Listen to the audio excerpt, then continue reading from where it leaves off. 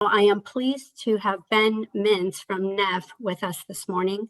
Ben, would you please introduce today's presenter? Sure. Thanks, Laura. And thanks for everybody that joined us. We do appreciate you spending a couple minutes, 30 minutes with us this morning. I get to introduce Greg Allen from ABB. Greg has over 15 years experience working in the automation industry. He has a engineering degree from Drexel University, and he has spent the last 7 years, which I've known him, working at ABB in 2 different divisions. Right now, currently, he's in the robotics division, which is what this presentation is about today.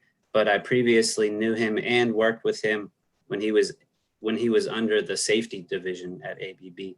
So I'm excited to hear his presentation today. I'm excited to introduce him. And without further ado, Lori, Greg Allen, you have the floor. Thanks for working with us today. Well, thank you, Ben. Thank you, Lori. That's a great introduction. I definitely want to make sure that that I thank everybody for taking the time out of their busy day to meet with us here this morning. So we understand everyone's busy, and spending the time here is something that we really do value and appreciate, and hopefully you see some value in this as well. So just a couple things, I guess, before we get started. If you'd like to, I guess at any moment, and Lori did and Ben did mention, this is about safety and safeguarding larger robots, and the SafeMove technology, about industrial robots and how that's implemented. Really, if at any time you feel or you'd like to drop off the call, certainly not a problem. We do respect your time, and hopefully you'll come back and join us for another webinar. But feel free if something comes up to just hop off too. So, and then the other thing too is, questions. If we have any questions and we can go over them, I think at the end it might be best if you don't mind saving them. And as Ben and Lori mentioned, maybe we can just review those at the end, and anything else you can think of or put in your chat, we'd like to save some time so we can get to those as well. So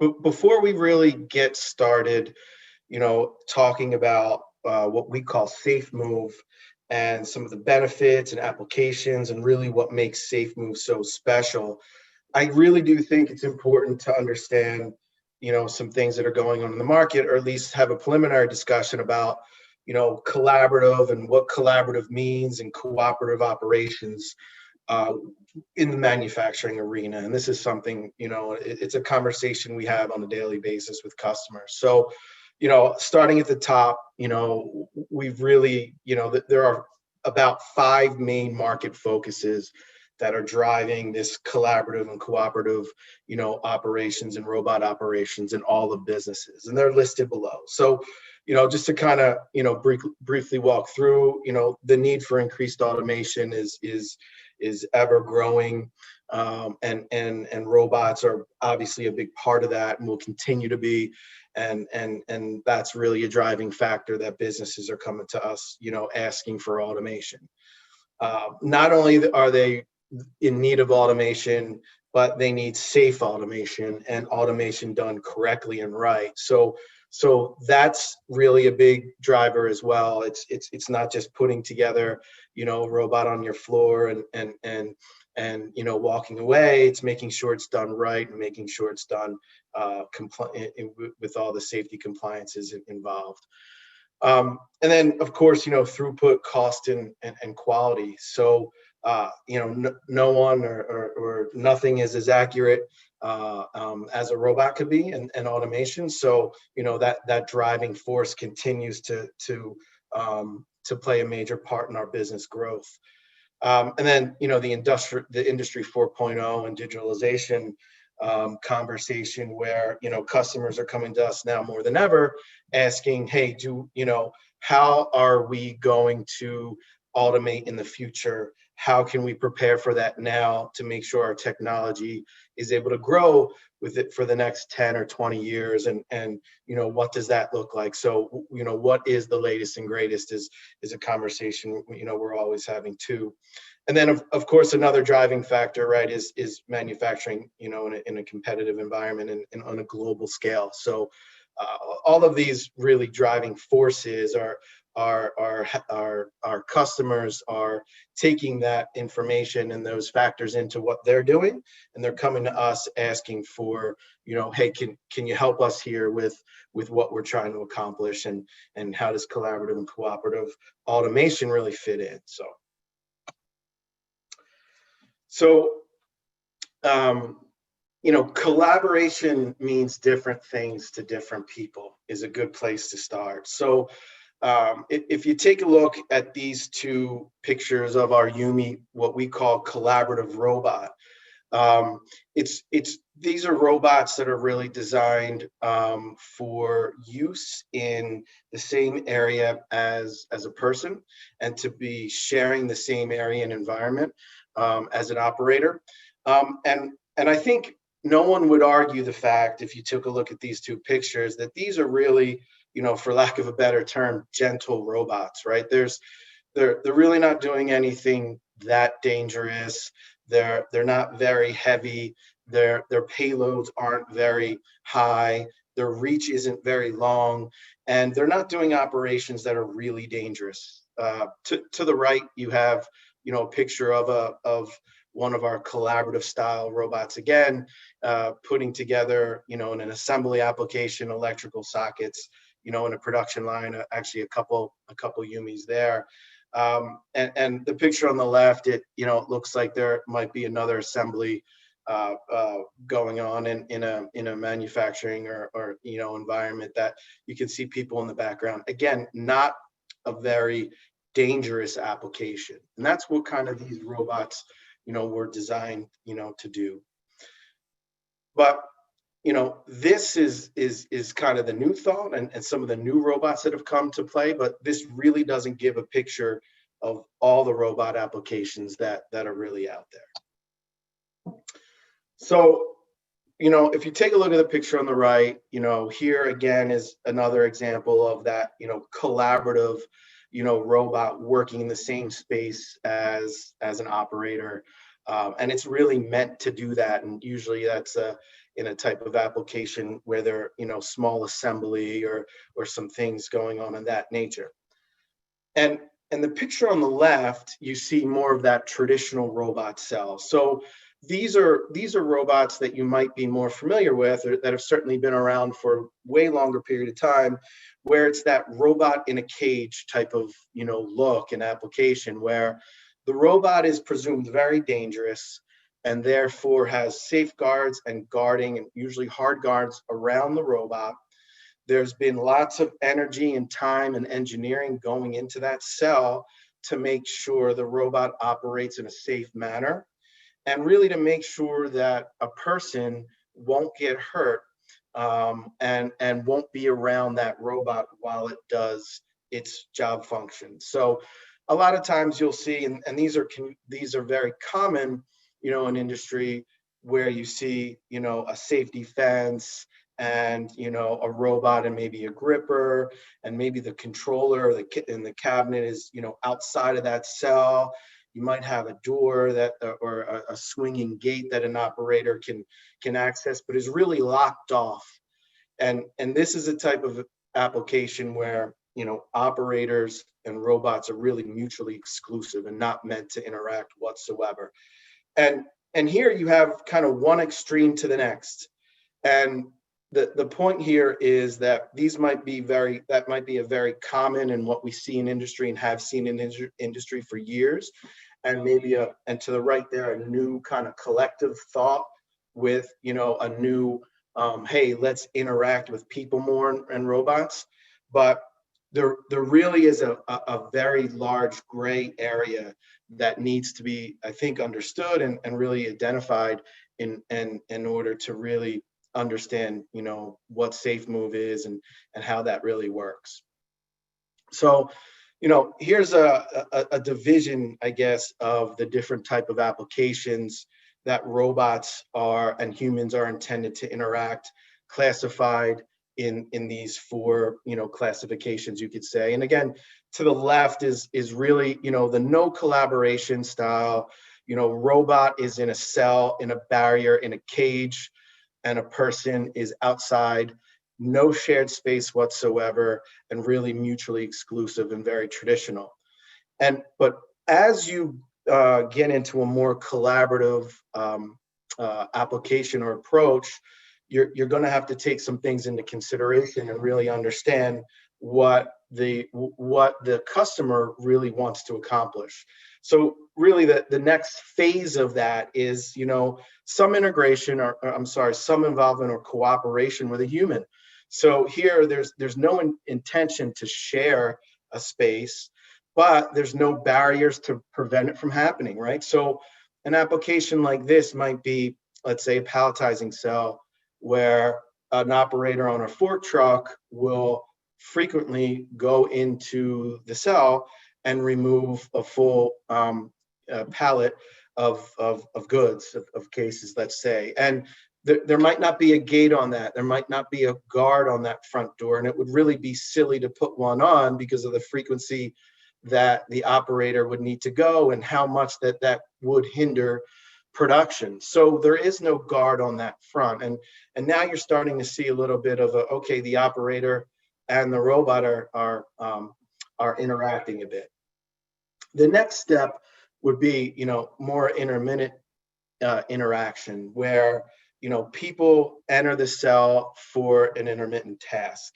And, we'll take a look at some examples of that, in the next couple slides, but we see that is, very common, where the person and the robot need to be in the same area sometimes.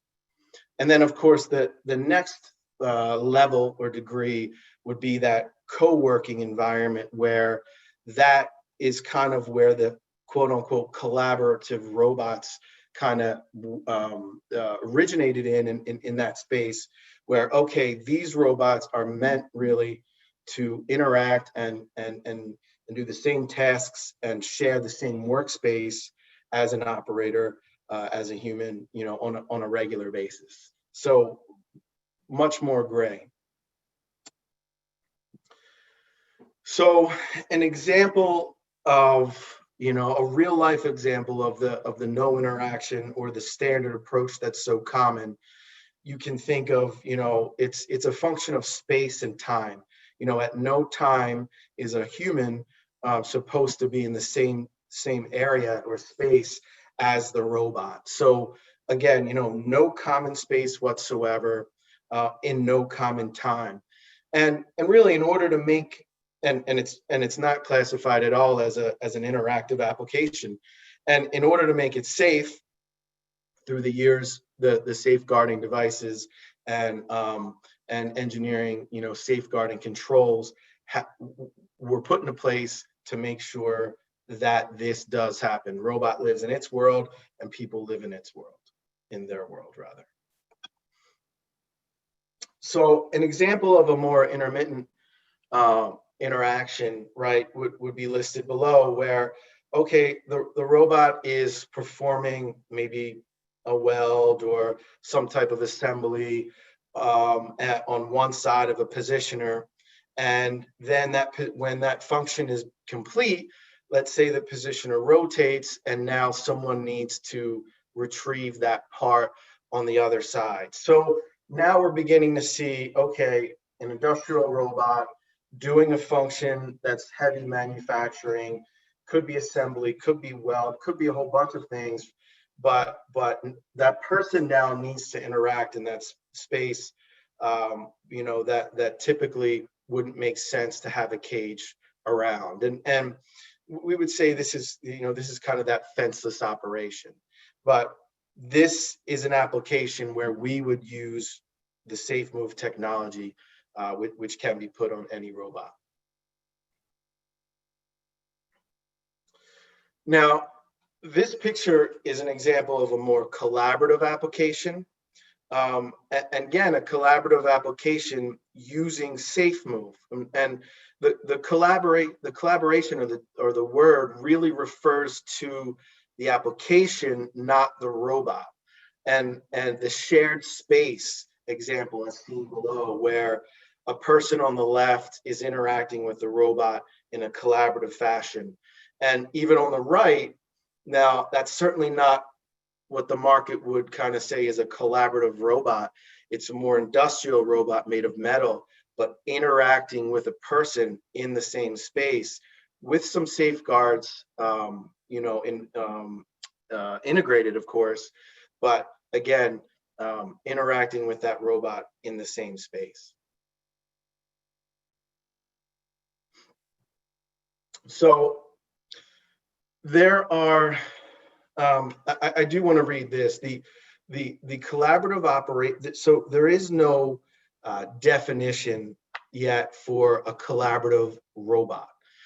There is a definition, however, of a collaborative operation, right? So, and that is the state in which a purposely designed robot system and an operator work within a collaborative workspace.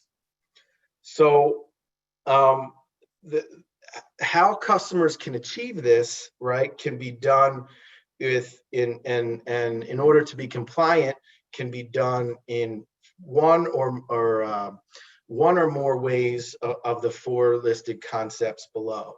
So the concept of humans and robots working in close proximity, and humans and operators working with risk reduction measures taken in place are all okay and all are compliant.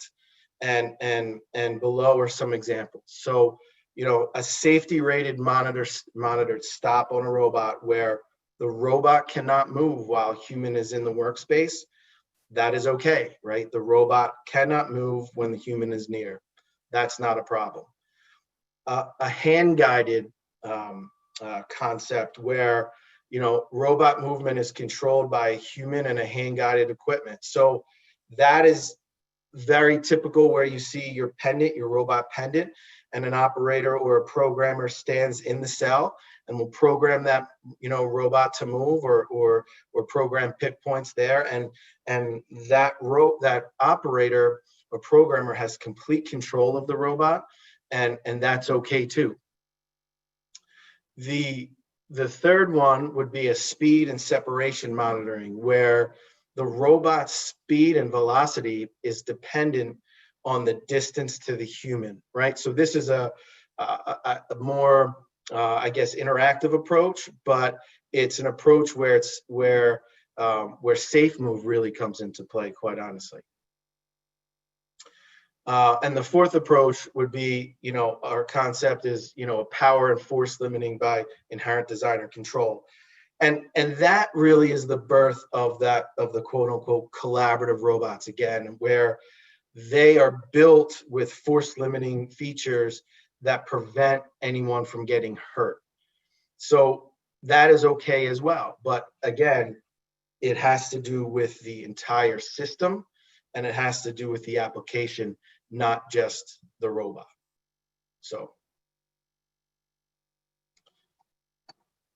okay, so now that we've gone through a little bit of collaborative and cooperative, what is SafeMove? What is SafeMove? What does it do? Well, I mean, in short, SafeMove allows robots to be productive, safe, and compliant.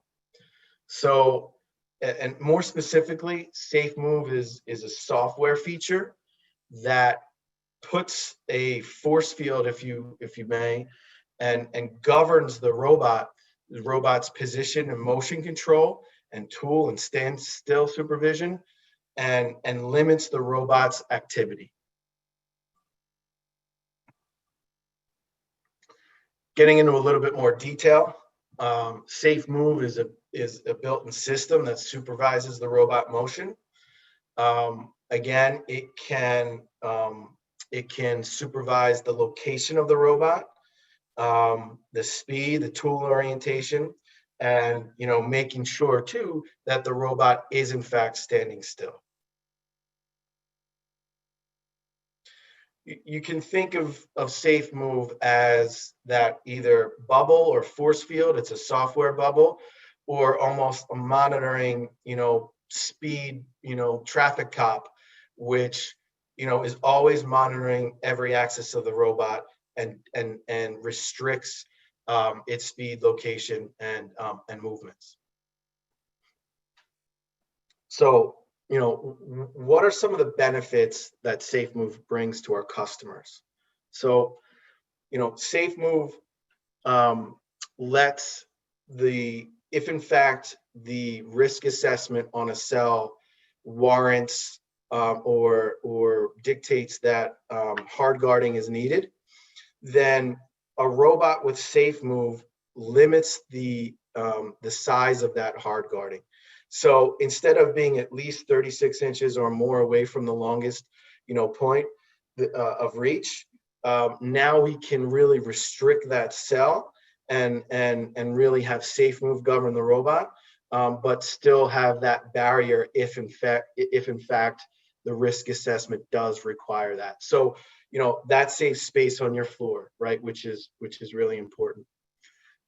SafeMove enables collaboration. So that is the feature and key that keeps the robot from hurting the individual when the individual is near.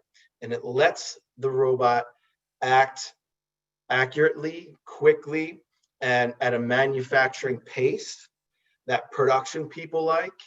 And when danger is, or when a person is near, then it slows down to a safe speed and will prevent the person from getting hurt. And then of course it hazardous applications, it will it's required in hazardous applications, and of course again will keep people from getting hurt. So some of the functions that SafeMove does, it builds zones around the robot, and it enables cell size to do what it has to do, but then limit it and not get into areas that would be areas where people would need to sometimes approach. It also limits the range, the access range. Typically that could have been done with electromechanical safety devices and things like that of that nature, but there is no more need for that. The software and the robot is intelligent enough to know where it is and to limit its position and access in space. Again, we said, one of the functions is it limits the robot's speed. Obviously that's important, and the standstill feature. So without having to turn the motors off, it can put the robot in a safe orientation. It performs a cyclical, brake check, which is required for safety devices, and it's required to be compliant. And SafeMove will do that automatically. And then, of course, SafeMove is compliant, and it makes the robot and that operation meet performance level D or category 3 compliance levels, up to performance level D category 3. So, how do we set up SafeMove and what do we do? Well, we program the robot as usual, certainly not a problem. And then what we do is we create, geometric shapes around the axes, and which we're doing here. Then what we do is we can create a zone that really virtually boxes that robot in, given certain circumstances. So how do these configurations look? So when you're programming the robot, or when you're looking at the flex pendant, you might see an illustration that looks similar to what we see in the top picture there, where the robot has this, virtual fence around it, and then also virtual limitations around the axis. And SafeMove is embedded within our software suite, and we use what we call Robot Studio, which is our software platform, and SafeMove adds these safety features to the robot within Robot Studio. So we know, the I/O system configuration. We know where the robot is, its speed, all of that information the robot controller has. And because it's done in our software platform, it makes the robot compliant and productive. A little bit about what that looks like within our software suite. So again, it's you program the robot in what we call Robot Studio, in that Robot Studio environment. And then we have buttons at the top of the screen where we can generate automatic zones. We can do 3D editing, of those zones. We can, manipulate those points.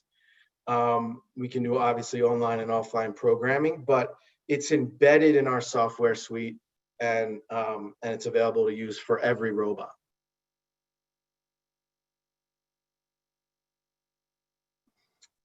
So because this is a virtual, shield, there's not necessarily indication to the naked eye of what those restrictions of the robot might be. So what we have is we have SafeMove running on the Flex pendant. And if you take a look at that Flex pendant, you can now visually see the SafeMove, restrictions on that pendant. So if there was a break in the safety zone, or someone tried to enter it, or any violation whatsoever, any problems, you could visually see what's going on with that Flex pendant.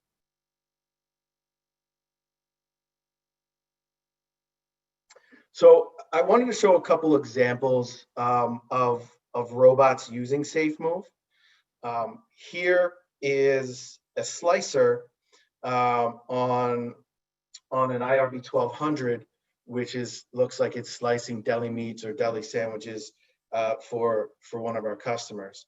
So you can see too in the video that there is guarding around the robot, and of course the risk assessment said that there needs to be, and probably for many reasons, including it's a food environment, and there's glass, and for wash down purposes, and probably also because it's using a sharp knife so to cut the sandwiches. So there is guarding around it, but SafeMove enables that guarding to be relatively close to the application or where the work is being done, and not 3 or 5 or 6 feet away, so someone can really get close to the operation and really see what's going on with the robot.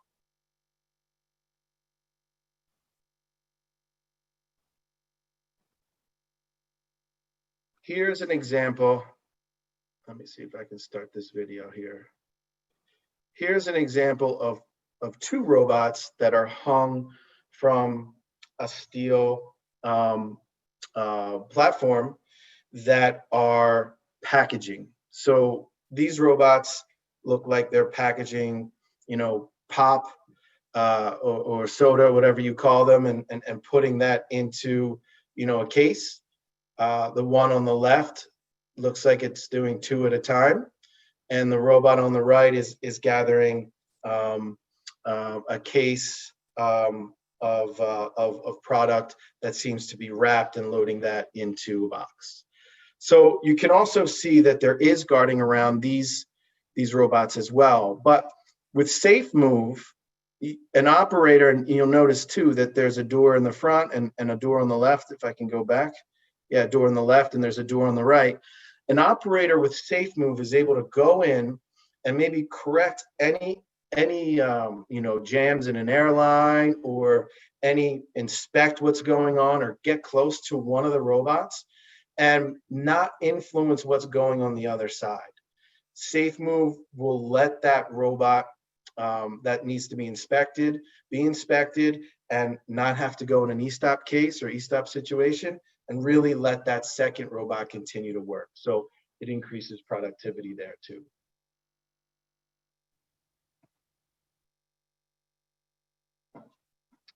And that's about all I have as far as applications.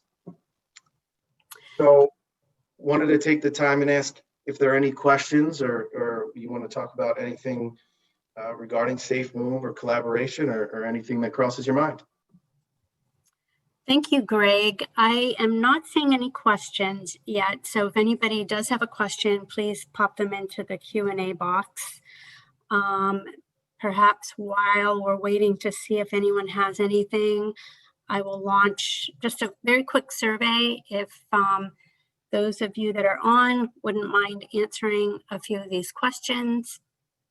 Hopefully you see them now on your screen, just to let us know how we can serve you with better or different training topics in the future and different educational content. So if you could do that. Hey, Greg, this is Ben. I have a question. Is SafeMove a standard software on all your robots? Yes, it is. I mean, it's available on all the robots, actually, except the SCARA. The SCARA robot is usually enclosed in a very small environment anyway, but all of the robots will have it available as an option. Okay. Okay, I'm still not seeing any questions. As we give everyone just another second or two, I do want to remind everyone that this is the second in a series. So the next session of our automation and robotics webinars will be next month on January 19th. And the topic for that one will be robotic welding solutions from box to bead in 24 hours. So again, our website, nwirc.org, has all of that and more training sessions that we have scheduled into the new year. And I will go ahead and end the polling. I do see one question come up. It says, does SafeMove make it feasible to easily relocate industrial robots to various applications at a facility? Yeah, I mean, so to relocate the robot, you would probably need to, reset the pick points and things like that. But absolutely, the SafeMove is totally programmable and can be changed. So yeah, absolutely. You just have to recalibrate the SafeMove functions or SafeMove design, and you're ready to go.